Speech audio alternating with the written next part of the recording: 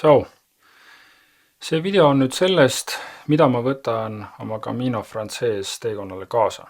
Korraks tulen tulevikus tagasi siia video algusesse. Ma olen nüüd seda pakkimise videot salvestanud ja tegelikult seda materjali on 1 tunni jagu. Ja ma ei tea, mismoodi see jaotub ja tõenäoliselt see video on iga selle klipi alguses, ehk kui sa juba oled seda näinud, siis rahulikult keerasid sissejuhatusest edasi järgmise olulise sisu juurde. YouTube on täis erinevaid õpetusi, kuidas inimesed veevad kaasa asju, mida neil tegelikult vaja ei lähe ja öeldakse, et nad pakivad oma hirmud kaasa. Mõned inimesed teevad kogu selle retke läbi, kõige väiksema 16-18 liitrise kotiga ja saavad hakkama. Mina pakin palju asju kaasa sellepärast, et ma olen võtnud seisukoha, et kui mina ööbimiskohta ei leia, siis ma ei hakka kuskile kõrval linna taksoga minema, vaba hostelit otsima ja helistama ja leidma mingisugust lahendust. Siis on kõige lihtsam lahendus see, et tuleb jääda ööseks lageda taeva alla. Ja teine asi on see, et kui ma võtan midagi kaasa ja mul seda loomulikus olukorras vaja ei lähe, siis ma lihtsalt panen ennast sellisesse olukorda, kus ma pean seda asja kasutama. Siis elektroonikast rääkides võib-olla kõige olulisem asi on telefon. See on siis põhiline vahend info otsimiseks, navigeerimiseks ja minu puhul loomulikult igapäevasteks video monteerimisteks ja YouTube'i üleslaadimisteks. Tõenäoliselt ma selle interneti mahu kasutan seal päris kiiresti ära. Ei tea, kuidas ma seda lahendan, et väidetavalt Tele2 on piiramatu limiidiga pakett Euroopas pakkuda ja siis tegelikult on ka Holafly või mingi sarnane teenus. Maksad 60 midagi euri ja saad enam-vähem samadel tingimustel. Siis mul on SD-kaardid. Need on siin 2x512 gigabaiti. Tegelikult on olemas ka juba üks 256 gigabaidine ja telefonis endas on 64 gigabaiti, ehk et mul on siis napilt alla terabaidi salvestusruumi. Ja ma eile veel mõtlesin, et äkki ma lähen seda teed, et mitte ma ei salvesta Full HD-s ehk 1080p, vaid salvestan 720p. Ehk see peaks mulle andma natukene rohkem ruumi, aga ma ilmselt pean seda paar korda katsetama, et kuidas ta sellisel juhul jääb. Sest nende SD-kaartidega on see lugu, et neid tavaolukorras liiga palju vaja ei lähe ja neid seal 3-40 euro eest osta tundub ka natukene mõttetu. Mingit väliskõvaketast või suuremat andmekandjat mul kaasas ei ole. Et vaatame, kuidas siis sellega läheb. Siis kaameraks ostsin omale aasta alguses sellise toreda mänguasja nagu Osmo Pocket 3, mis on osutunud hästi populaarseks. Sellega ma neid videosi olen teinud ja teen seal ka koha peal. Eks siin on hästi palju erinevaid funktsioone.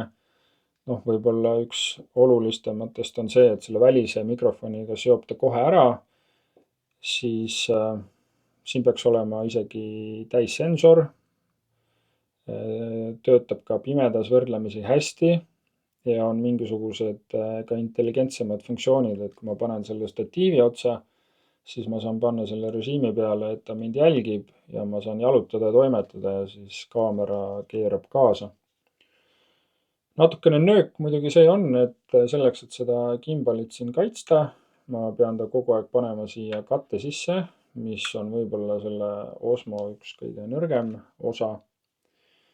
Ja kuna see aku siin sees ei ole ka väga suur, 1800 milliamprit, kui ma ei eksi, siis tegelikult see tuleb ühe sellise lisaakuga, pluss kas siis selle või ühe väiksema aku külge saab panna ka sellise väikse jala, ehk et siis on selline ministatiiv, et saad panna kuskile laua peale ja siis seisab püsti ja saad seal oma asjad ära teha. Või teine variant on see, et teeb selle kogu kaadervärgi natuke pikemaks, et kui sa niimoodi hoiad ja ennast filmid, et siis ei filmi nii-öelda nina auku. Häda on selles, et kuidas kogu seda kaadrit või kaadervärki hoida nagu käe läheduses, et seda saaks filmida. Ja rääkisin ka ühe inimesega, kes vähemasti Hiinasse reisides ostis ka kogu selle värgi ja lõpuks läks telefoni peale üldse üle. Aga minu telefon on selline luts, et isegi kui ma tahaks siia üle minna, siis tegelikult meid väga palju ei aita. Siis, mis on võib-olla kõige olulisem, on see, et ma saaksin seda elektroonikat seal mõistlikult laadida. Ostsin omale sellise 65-vatise kiirlaadija. Siin on USB tavaline ja USB-C ja mõlemad on selle Power Delivery'ga ehk sellest paremat vist enam ei olegi võimalik saada. Siis juhtmetest mul on üks 3-meetrine USB-C ja USB-C juhe ja mõttekäik on siis selline, et kuna need laadimisvõimalused võivad olla võrdlemisi piiratud, ehk oled kuskil kohvikus ja eks seal kõik teised tahavad ka laadida ja võib-olla ei saa istuma kohe selle pistiku juurde, et siis on see võimalus, et adapteri paned jah endast kaugemale ja võõrasse seltskonda, aga tehnika, mida sa laed, on sul ikkagi enda juures.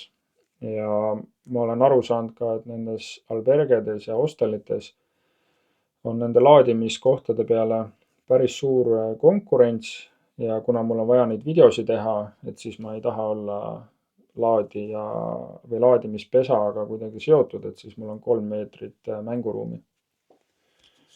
Siis kuna need Osmo ja selle mikrofoni aku on võrdlemisi pisike, siis ma kujutan ette, et ma pean seda ka teel olles, kui ma neid ei kasuta, siis ma pean neid laadima. Ja selleks mul on selline väiksem 1-meetrine, aga selle eest ta on magneetiline ehk kui ma keeran ta kuidagi väikseks, siis ta tegelikult jääb oma kuju hoidma ja ma saan kuskil koti küljetaskus hoida oma akupanka ja laadida neid samu seadmeid. Siis, mis mul veel on? Mul on akupank. See on nüüd siis Nightcore'i oma. Tegelikult saaks ka odavamaid ja saaks ka suurema mahutavusega, aga see on pigem ostetud sellise pikema perspektiiviga, et see töötab ka tegelikult madalates temperatuurides. Ehk kui ma mõtlen, et siin Eestis minna talvel või talve poole kuskile metsa ja see temperatuur on seal +5 kraadi juures, siis tegelikult selle mahutavus siin niivõrd väga palju ei vähene. Ja kui ma ei eksi, siis ta tegelikult on oma klassis ka üks kergemaid. Ja mis veel ei rääkimata on see, et siin on 200 USB auku ehk võid laadida akupanka ja samal ajal siit akupangast laadida ka midagi muud. Eriti juhul, kui on näiteks kasutada ainult üks pistik ja ei taha valida, siis kas laed ainult telefoni või laed ka akupanka, et siis saad teha mõlemat. Võib-olla asi, mida läheb natuke rohkem vaja, on pealamp. Võiks olla natukene väiksem, aga selline on olemas, siis tuleb kasutada.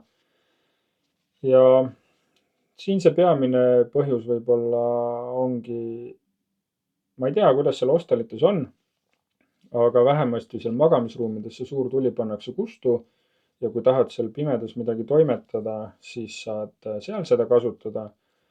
Pluss ma olen kuulnud, et väga paljud alustavad oma päeva väga varakult enne päikesetõusu ja siis need hommikul esimesed paar tundi on pimedad. Pluss siis on jällegi see, et mis ma varem rääkisin, et kui kuskile peab ööseks jääma, et siis tegelikult pimedas ilma valguseta olla kuskil metsas on suhteliselt nõme. Siis asi, milles ma olen kõige skeptilisem, on see sama statiiv, mille peal on praegu see kaamera. See on üks võib-olla nii suur. Kaalub seal poole kilo kanti ja arvestades seda, et sa väga palju asju filmid niimoodi, siis tegelikult ei ole seda väga vaja, aga jällegi ma mõtlen selle peale, et kui filmida natuke siukseid sinemaatilisemaid kaadreid, et kuidas mäest üles või alla jalutad, siis tegelikult see väikene jalg, eriti kui maapind on ebatasane või ilm on tuuline, siis ei taha riskida selle põhikaameraga.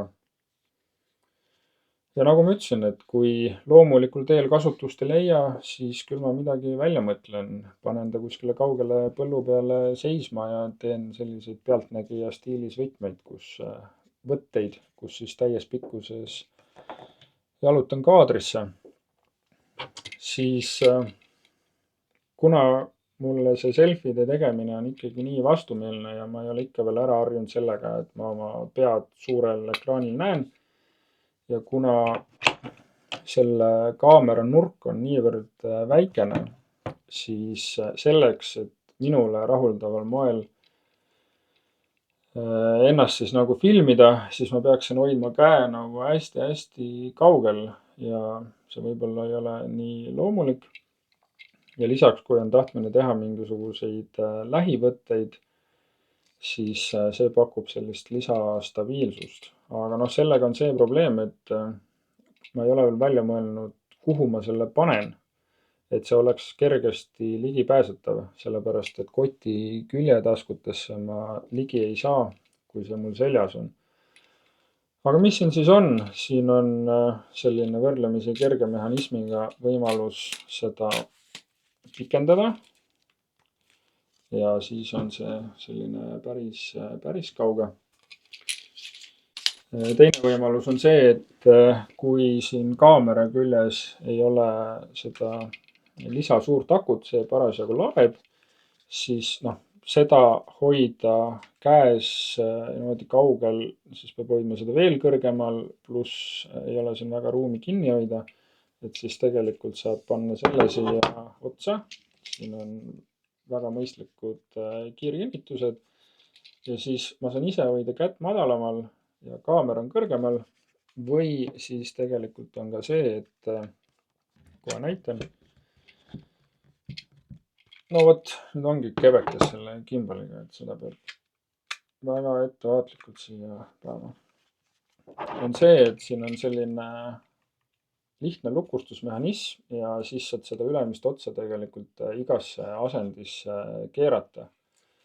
Et see annab jälle selle, et ei pea hoidma kätt niimoodi kõrgel, vaid tegelikult hoiad kätt niimoodi madalal, pikendad selle ära ja keerad nurga niimoodi, et ta on siis normaalselt. Ma arvan, et see tõde selgub seal selliselt, et kuna mul nagunii see väike pikendus on kaasas ja seda mugavam võtta, et siis ma seda nii palju võib-olla ei kasuta, aga küll ma sellele võimaluse leian. Siis kõrvaklapid.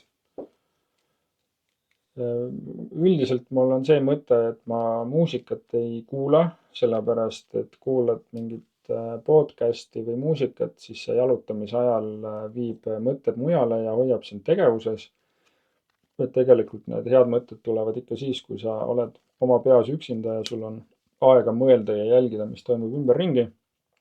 Aga jällegi, kuna ma neid videosid pean töötlema ja võib-olla uurima, YouTube'i vaatama, õppima jooksvalt, kuidas midagi teha, siis mind tohutult häirivad need, kes avalikus ruumis kasutavad oma kõlareid ja nii-öelda pakuvad kõigile, kes nende ümber on võimalust osa saada sellest, vähemalt kuulamise teel, mida nemad vaatavad, et siis on kõrvaklapid. Siis mul on käekell. Ma tegelikult olin peaaegu ostmas juba uut, sellepärast, et mulle üldse ei meeldi selle laadimismehhanism. Sest esiteks ta tuleb siukse eraldi jublakaga. Tal on laadimisots, mis ei ole standardne. Aku sellel väga ei kesta.